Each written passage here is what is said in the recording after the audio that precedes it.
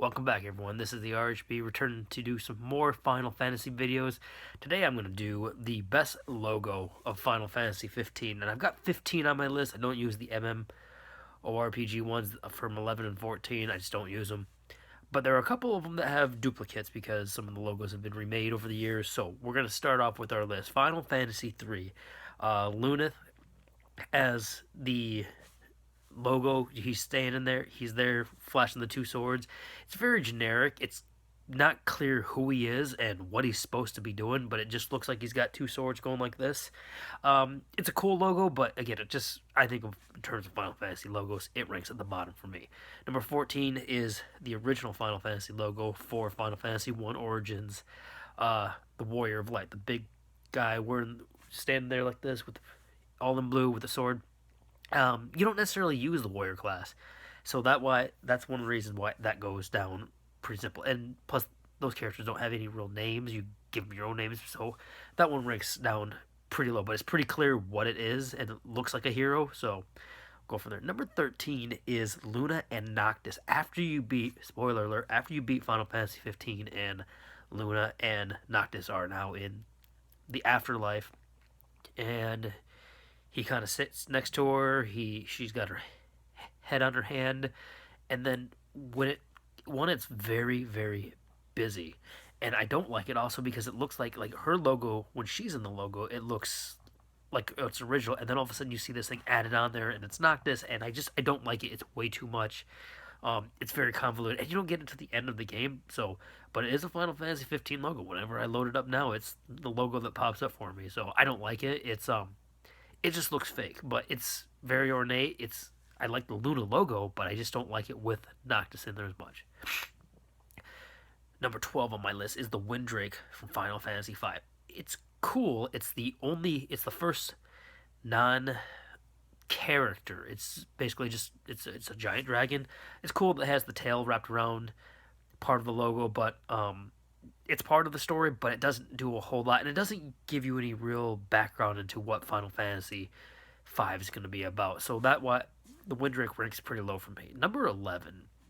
Well, this is one of the logos I really like. It's the crystal from Final Fantasy IX. It's simple, which is great sometimes, especially for Final Fantasy IX. Bam, right there, smack in the middle of that crystal, right between the final and the fantasy. But it's kind of not essential until you get to the very end of the game when you fight Necron, and it's just okay. Here's this crystal floating there, and then boom, you go into the boss fight, and so I like it, but it doesn't do anything. It doesn't have much relevance to the story until the very end of the game. It's just kind of glossed over. So the crystal ranked kind of lower for me, which Final Fantasy IX is one of my favorite games, but that's one of the things that I wish they had done a little bit more with it, but who knows. Number 10 on my list is Kain from Final Fantasy IV.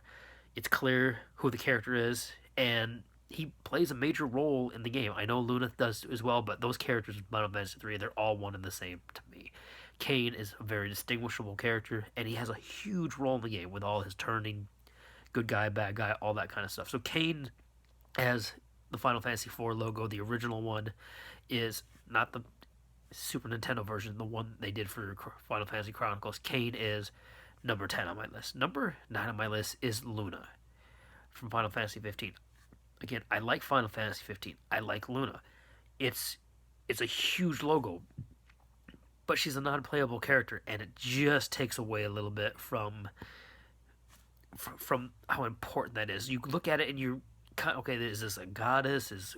Who is this? And you figure out who it is at the very end, which I'm okay with, but it just doesn't add a whole lot to her story. It wasn't her story as much as it was Noctis's. So number 9 on my list was Luna. Number 8 on my list is Squall and Renata from Final Fantasy 8. I like it. It's the first couple to be in a logo, which is very cool, and it shows the nice embrace. It's a gentle logo, but it just, again, their love story was kind of lackluster for me, but it is a pretty cool logo, so it's right there in the middle for me at number 8. Number 7 is the Emperor from Final Fantasy II.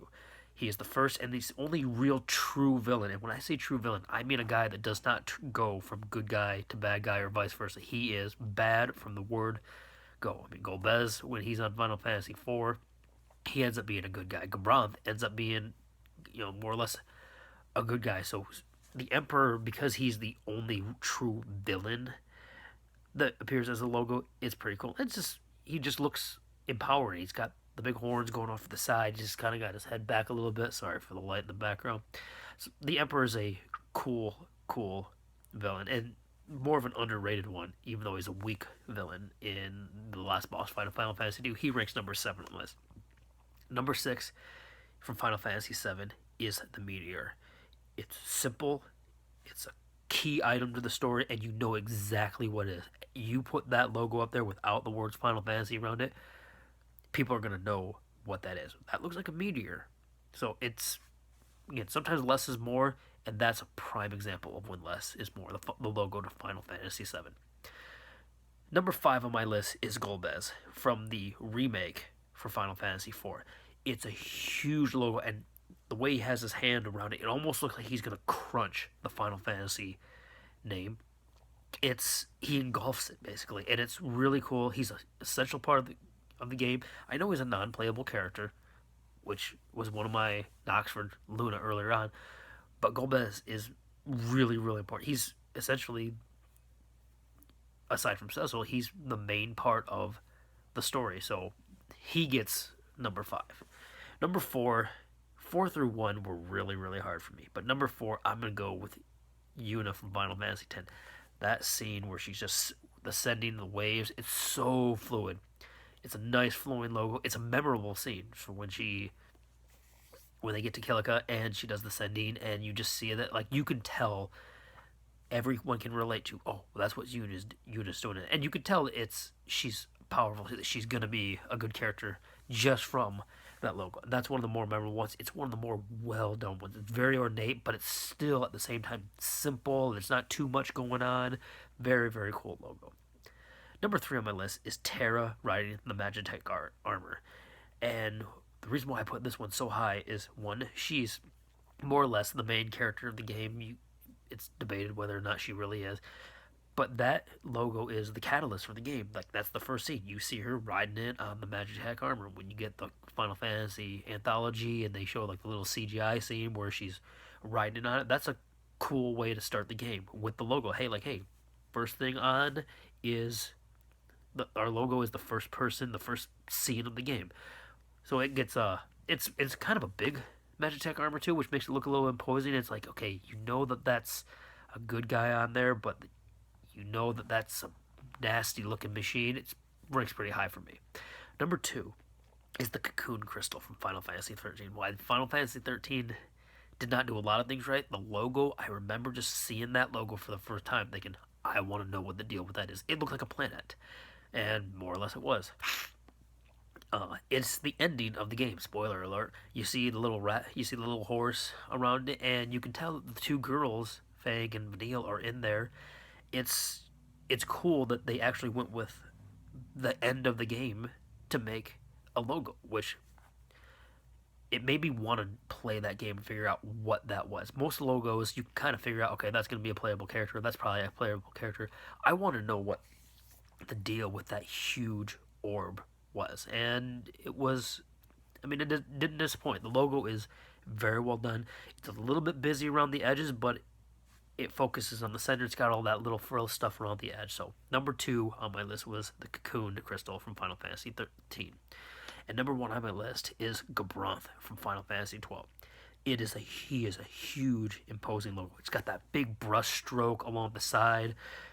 It's similar to what the Empire, kind of like what the Emperor was, where it's just an imposing figure on it. But Gabranth stands over that logo, and it's a little bit of symbolism of what the Empire was. They were just basically lording over everyone. Rabanastar, Arcadia, all that kind of stuff. It was almost like a god standing over the earth with the Gabranth logo, and makes a little bit of sense because Vanah being one of the Akira gods, and Cid wanting to take the reins of history back into the hands of man. It all really fit. It's a great logo, and you knew that he was just tough as nails, and that was a imposing logo. So that's my list for today.